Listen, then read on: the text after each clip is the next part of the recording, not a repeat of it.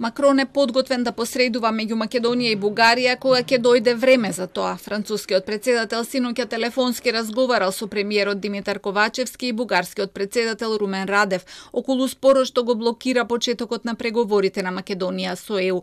Франција, која во моментов е председавач со ЕУ, сака спорот да се надмине до крајот на месецов, но таквиот исход засега е неизвесен. Елисејската палата соопшти дека Макрон во разговорите изразил целосна поддршка за договор меѓу двете земји, кој ќе придонесе за добрососедски односи и почитување на основните права на граѓаните кои изјавуваат дека припаѓаат на други заедници или на малцинства.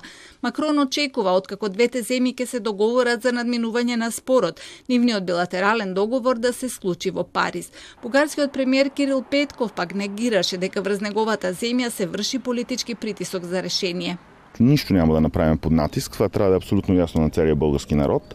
Това, което се опитваме да направим в момента, е да видим дали българските желания и българските нужди за подкрепата на българите в Северна Македония могат да се гарантират през европейския процес. Ко-председателот на Мешовитата историска комисија бара историските прашања да останат надвор од политичко-преговарачкиот процес. Кога се зборува за интеграцијата на Македонија во рамките на Европската унија, тогаш минатото, кое уште, нели, ако кажеме дека и конфликтно во однос со Бугарија, може само повеќе да го забави тој процес. Затоа историските разговори мора да останат надвор од тој процес и да се водат како посебен процес во тој целокупен, би рекол, процес за интеграција на Македонија во Европската унија.